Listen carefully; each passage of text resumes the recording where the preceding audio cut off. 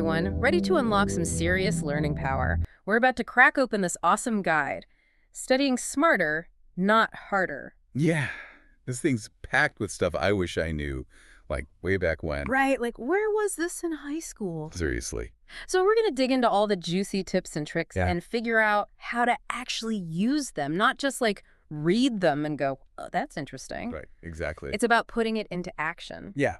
First up, let's talk about those light bulb moments when people figure out their learning style. Like, have you seen students completely change their game once they figure out they're like a visual learner or whatever? Oh, yeah, all the time. It's like, they've been trying to fit square pegs into round holes. You know what I mean? Totally. You're trying to study in a way that just doesn't work for their brain. Yeah. I had this one student, he was really struggling with history, but it turned out he was a kinesthetic learner. So we started doing things like building timelines with like objects and stuff. Oh, wow. We even role played some historical events, That's awesome. and his grades just like went through the roof. That's so cool. It's like he finally found his learning language, you know? Yeah. This guide breaks down those 4 main learning styles. We've got visual, auditory, reading, writing, and then kinesthetic. Yep. I mean, imagine a visual learner trying to tackle something like organic chemistry, right? Yeah. Instead of just memorizing formulas, they could be like creating these mental diagrams, Right. showing how molecules interact, almost like watching a little movie in their mind. Exactly. Or think about an auditory learner who's prepping for a presentation. They might record themselves practicing the speech and then listen back to it, to hear how they sound and Yeah. see where they can improve. Totally. So yeah, each style has its own strengths, and the guide really helps you figure out how to play to yours. Okay, so now that we've unlocked our learning style, let's talk about creating this like ultimate study sanctuary. I know, not everyone has a fancy home office, right? Right. But it's more about designating a space, even if it's just a corner of your desk that's like your focus zone. Exactly. It's about minimizing distractions. You know how it is. You're in the zone, working on a problem, Totally. and then bam, your phone buzzes with a notification. Ugh, yes. And your focus is just like gone. Gone. Takes forever to get back on track. It really does. I'm like the queen of getting sidetracked by social media. Oh, yeah, me too. I might need to try one of those website blockers, you know? Yeah. But it's not just about silencing our phones, right? Right. This guide talks about creating a whole vibe that's conducive to learning. Absolutely. Imagine you step into your study space, your desk is all organized, Right. you've got your favorite study playlist going, Mm-hmm. maybe even a nice calming scent like lavender. Oh, I love that. Your brain is like, okay, it's time to learn. It's like setting the stage, right? I also love that they talked about comfort. I used to think I had to be like perched on this hard chair to stay awake. Yeah. But a little comfort can actually help you focus as long as you don't, fall asleep. Right. You got to find that sweet spot where you're relaxed but alert, not too comfy, not too tense. It's a balance. Yeah. Okay, so we've got our learning style figured out. Mm. We've got our study sanctuary prepped. Yes. Now, let's dive into some actual study techniques. Okay. Let's start with active recall. This is like the secret weapon for your memory. It is. It is. I'll be honest, sometimes I just end up highlighting everything in the textbook Oh, yeah. and hope for the best. I've been there. So what does active recall actually look like? It's about really engaging with the material, not just passively reading it. Okay. Think of it like learning a dance routine. Mm. You wouldn't just watch the instructor once and expect to remember all the steps, right? No way. You got to practice the moves, repeat them, maybe even teach them to someone else. Right. That's what active recall is like for your brain. Gotcha. Instead of just rereading your notes, you're actively testing yourself, trying to pull that info out of your memory. Okay. Could be something as simple as flashcards Uh. or explaining a topic out loud to like an imaginary audience. I like that. It's like giving your brain a workout. It makes sense. Yeah. And this guide mentions a couple of specific active recall techniques, like the Pomodoro technique and spaced repetition. Oh, yeah. Those are good ones. Have you used those? Definitely. Pomodoro is great for breaking your study sessions into manageable chunks. You work for 25 minutes, take a 5-minute break, and repeat. I've heard of that. But honestly, sometimes I think those breaks would just mess up my flow. I know, right? It feels counterintuitive. Yeah. But the key is to use those breaks strategically. Okay, how do you do that? Step away from your desk, Okay. stretch, grab a drink, Ah, do something totally unrelated to studying for a few minutes. like a little brain refresh. Exactly. So I like that. Mini recharge for your brain. Okay, so Pomodoro, check.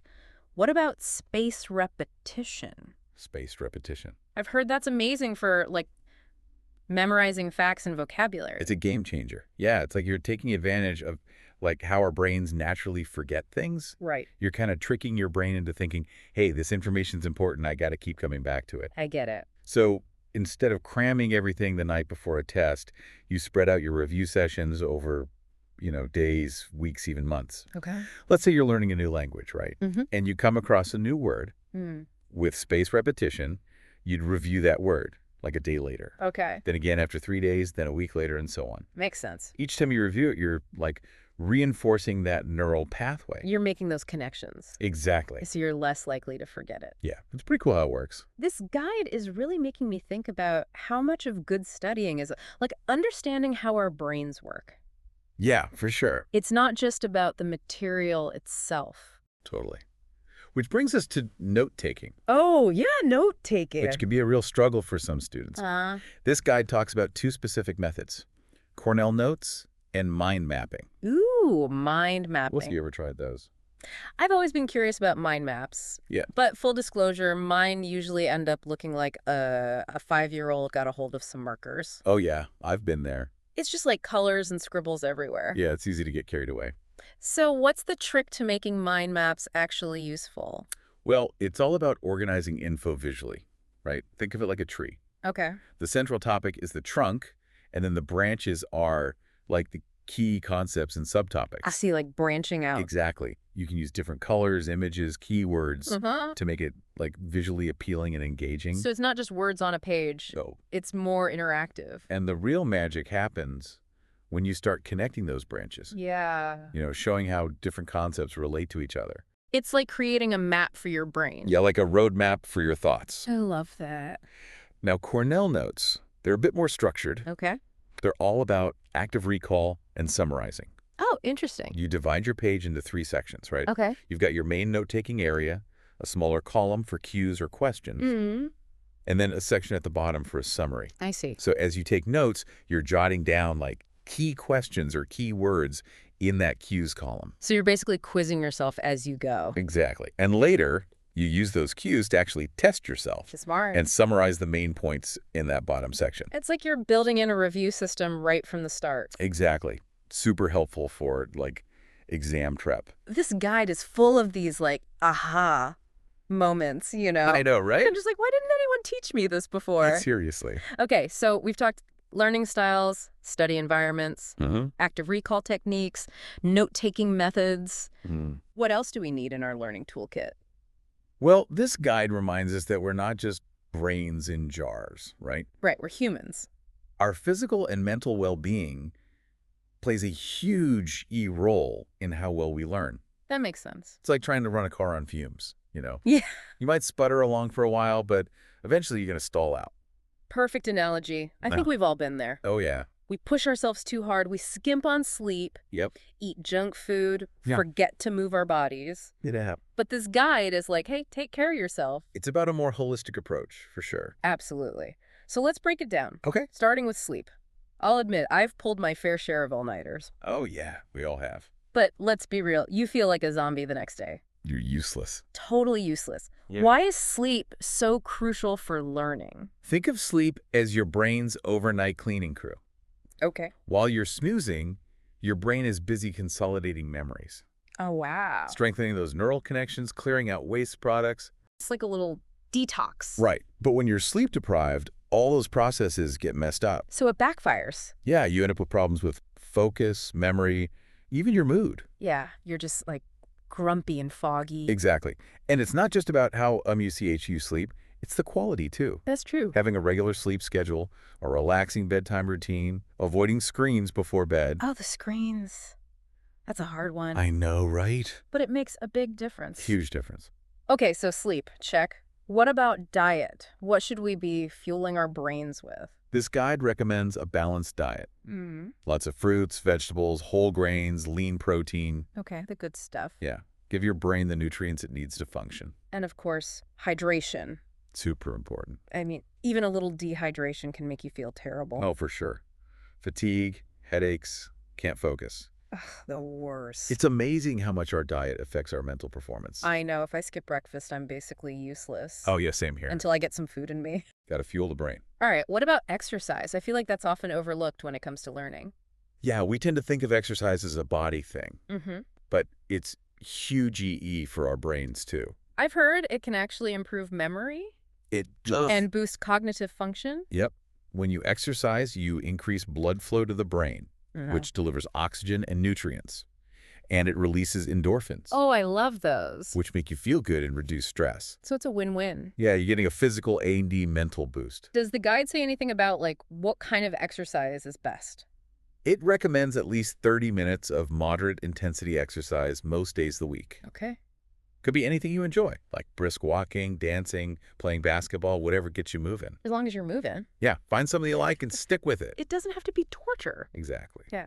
And finally, let's talk stress management. Oh, yeah. Stress. Every student's best friend. It's the worst, especially during exam Okay. season. Chronic stress is a killer for learning and memory. Really messes you up. It's like having this constant background noise in your brain. I get it. Makes it hard to focus on anything else. So how do we manage that stress? What does the guide suggest? There are a bunch of techniques like deep breathing exercises, Mhm. meditation, mindfulness practices, spending time in nature. Even something as simple as taking a few minutes to, like, stretch and breathe deeply. Yeah, just a little reset can make a world of difference. Sometimes that's all you need. Right. Okay, so we've covered learning style, study environment, effective techniques, the importance of taking care of ourselves. Yeah, we're hitting all the bases. Is there anything else we need to add to our learning arsenal? There's one more piece to the puzzle. Okay, tell me. Utilizing resources. Resources, okay. This guide reminds us that we don't have to go it alone, you know? That's true. There's a whole world of support out there if we just know where to look. Mhm. It's easy to forget about that sometimes. It really is. Like, we get so caught up in our own little world. Yeah. I wish I had taken advantage of, like, my professor's office hours more when I was in college. Seriously, it's like having a built-in tutor. They've Mhm. been there, done that, you know? Right. And they genuinely want to help you succeed. That's true. So don't be afraid to, like, ask questions. Go to office hours, you know? Yeah, just go talk to them. Even just chat about the material. You might be surprised what you can learn. Okay, so we've covered so much today. We have. Learning styles, study environment, all those techniques, taking care of ourselves. Yeah, that's a lot. If you had to pick one big takeaway from this whole guide, That's a tough one. what would it be? I think the biggest thing is that effective learning. It's like a holistic thing, you know? Okay. It's not about finding that one magic trick or cramming a bunch of info in your head. Right. It's about, like, understanding how you learn best, Uh-huh. creating a whole environment that supports you, and, like, taking care of your well-being. It's like you're creating a system.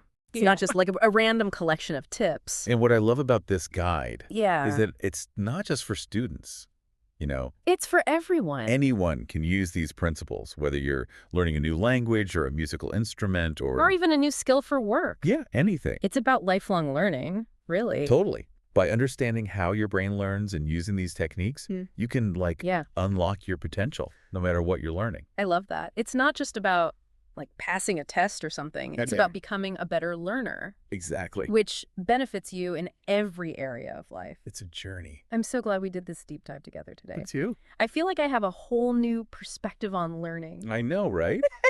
It's exciting. And to everyone listening, we hope you feel inspired to, like, take charge of your own learning. Yeah, go out there and learn something new. And remember, study smarter, not harder. Got it.